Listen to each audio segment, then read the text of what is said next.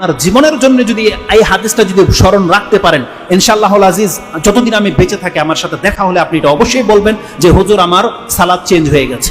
আমার আগে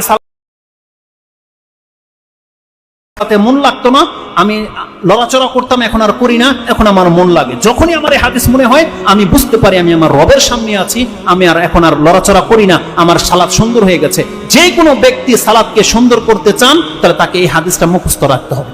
যে হাদিসটা ইমাম বুখারী রাহিমাহুল্লাহ তার দুইটি অধ্যায় এনেছেন, 8 নম্বর অধ্যায় এবং 10 নম্বর অধ্যায়, দুইটা অধ্যায়ে পাবেন। 8 নম্বর অধ্যায় সালাতের অধ্যায়, তাতে আপনি 405, 403, 4, 5, 6, 7, 8, 9, 10, 17 পর্যন্ত একটা হাদিসই পাবেন।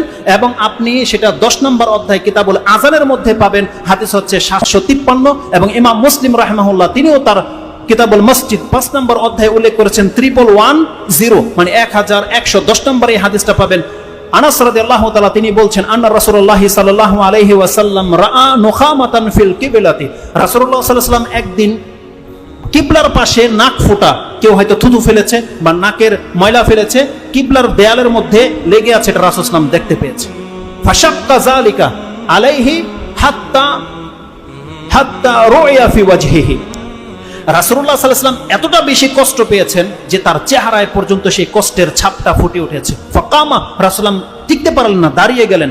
ফাহাক্কাহু বিয়াদিহি, নিজের হাতে সেই কাশফোঁটা পরিষ্কার করেছে রাসূলুল্লাহ সাল্লাল্লাহু আলাইহি ওয়াসাল্লাম। মসজিদ এমন একটা জায়গা, আপনার মতো টাইলসের মসজিদ রাসূল সাল্লাল্লাহু আলাইহি ওয়াসাল্লামের ছিল না, খেজুর পাতার ছিল, কিন্তু কিবলার সামনে মসজিদের খেজুর পাতার মধ্যে নাক ফোঁটা পড়ে আছে। মুহাম্মদুর রাসূলুল্লাহ সাল্লাল্লাহু আলাইহি ওয়াসাল্লাম তার বরকতের হাত দিয়ে নিজের হাতে সেই ময়লা পরিষ্কার করছে, কারণ সে জানে আল্লাহর সন্তুষ্টি অসন্তুষ্টি কিসে রয়েছে, সে জানে। কারণ রাসূল সাল্লাল্লাহু আলাইহি ওয়াসাল্লাম বলছেন আমার সামনে সৎ কাজগুলো এবং পাপ কাজগুলো খুলে দেওয়া হয়েছে, আমি দেখতে পেলাম সেখানে সৎ কাজের মধ্যে এটাও লেখা আছে যে মসজিদ থেকে একটা কষ্টদায়ক বস্তু ফেলে দেওয়া, এটা সৎ কাজের লিস্টের মধ্যে আল্লাহ লিখে দিয়েছে।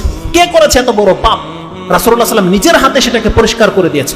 তারপরে যে মূলনীতিটা রাসূলুল্লাহ সাল্লাল্লাহু আলাইহি ওয়াসাল্লাম পেশ করেছে, ইন্না আহাদাকুম ইযা কানা ফিস সালাহ, এটা একটা ভাষা। ইন্না আহাদাকুম ইযা কামা ফিস সালাহ, এটা একটা ভাষা। রাসূলুল্লাহ সাল্লাল্লাহু আলাইহি ওয়াসাল্লাম বলেছেন যখন কোনো ব্যক্তি তোমাদের মধ্যে নামাজে থাকে অথবা নামাজে দাঁড়ায় যায়, ইন্না আহাদাকুম ইযা কামা ফিস সালাহ ফাইন্নাহু ইউনাজি রাব্বাহ, সে তার রবের সাথে এখন মুনাজাতে লিপ্ত, সে তার রবের সাথে এখন মুনাজাতে লিপ্ত। যতক্ষণ পর্যন্ত সে সালাতে থাকে সে আল্লাহর সাথে কথা বলছে সরাসরি। আর আল্লাহ সুবহানাহু ওয়া তাআলা নবীদের সাথে কথা বলেছে ওহী মারফত। রাসূলুল্লাহ সাল্লাল্লাহু আলাইহি ওয়াসাল্লাম বলছেন ইউনাজি রাব্বাহ, সে তার রবের সাথে ডাইরেক্ট কথা বলছে, চুপি চুপি কথা বলছে, যেটা আর কেউ জানে না, একমাত্র তার সে জানে, তার রব জানে। রাসূল সাল্লাল্লাহু আলাইহি ওয়াসাল্লাম বলেছে আও ইন্নাহু বাইনাহু ওয়া বাইনা কিবলাতিহি, রাসূলুল্লাহ সাল্লাল্লাহু আলাইহি ওয়াসাল্লাম বলছেন কোন ব্যক্তি যখন আল্লাহু আকবার করে দাঁড়িয়ে যায় তার আর তার কিবলার মাঝে আল্লাহ উপস্থিত থাকে। ইন্নাহু বাইনাহু ওয়া বাইনা কিবলাতিহি, আল্লাহ তার এবং তার কিবলার মাঝে উপস্থিত হয়ে যায়, আল্লাহ বলছেন। আর মুসলিমের যে বর্ণনা বা বুখারীর ওই হাদিসটাতে যেটা 753 তে রয়েছে, রাসূলুল্লাহ সাল্লাল্লাহু আলাইহি ওয়াসাল্লাম বলছেন ইন্না আহাদাকুম ইযা কানা ফিস সালাহ ফাকিবালা ওয়াজহিহি ফাইন্নাল্লাহা কিবালা ওয়াজহিহি ফাইন্নাল্লাহা কিবালা ওয়াজহিহি, আল্লাহ সুবহানাহু ওয়া তাআলা তার চেহারার সামনে থাকে, এটা বুঝেন। মানে আপনি যখন আল্লাহু আকবার বলেছেন, সেটা হোক সুন্নত নামাজ, নফল নামাজ, ফরজ নামাজ, আপনি যেমনি বলবেন আল্লাহু আকবার, রাসূল বলছে আপনার চেহারাটা তখন সরাসরি আল্লাহর সামনে থাকে। কোন মালিকের সামনে যদি কোনো ব্যক্তি, কোন মালিক যদি দাঁড়িয়ে থাকে, তার গোলামকে টেরবেটার করতে পারে? অথবা এটার পজিটিভ দিক নিয়ে নেন, আপনি যার ইবাদত করেন আপনার যদি ফিল হয় যে আমার মালিক এখন আমাকে দেখছে, আমার সাথে তার সম্পর্ক রয়েছে, সুবহানাল্লাহ, আপনার অবস্থাটা কেমন হতে পারে? তাহলে এই হাদিসটা আমাদেরকে স্মরণ রাখতে হবে যতদিন পর্যন্ত আপনি বেঁচে থাকবেন এবং সালাত আদায় করবেন। আপনি জেনে নেন আপনার মর্যাদাটা এমন, আল্লাহ বলছেন যে কেউ তোমাদের মধ্যে সালাতে দাঁড়ায় সে তার রবের একেবারে কাছাকাছি, বা তার রবের সাথে এখন সে ইউনাজি রাব্বা। দেখেন এখানে মোনাজাত শব্দটা রয়েছে। আমাদের সমাজে মোনাজাত করে সালাত ফিরানোর পরে, অথচ রাসূল সাল্লাল্লাহু আলাইহি ওয়াসাল্লাম বলছেন মোনাজাত হচ্ছে নামাজের ভিতরে।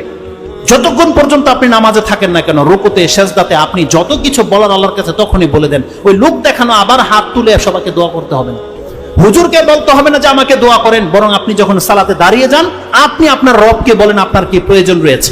আমি কি ব্যক্ত করে বোঝাতে পারবো আপনার রবের কাছে যে আপনার কি প্রয়োজন? কিন্তু আপনার অন্তরে যেভাবে কথাটা বেরোবে এটা একমাত্র আপনি পারবেন, আপনার বিকল্প কেউ পারবে না, কোন হুজুর পারবে না আপনার ভাষাটাকে আল্লাহর কাছে প্রকাশ করতে। আল্লাহ সুবহানাহু ওয়া তাআলা যেহেতু ভাষা নাজিল করেছে, এগুলো তো আল্লাহর বানানো নাকি মানুষের বানানো? প্রত্যেকটা ভাষা আল্লাহ সুবহানাহু ওয়া তাআলার সৃষ্টি, আর আল্লাহ প্রত্যেকটা ভাষা বোঝে। যাই আল্লাহ সুবহানাহু ওয়া তাআলা বলেছেন বান্দা তুমি আমাকে ডাকো।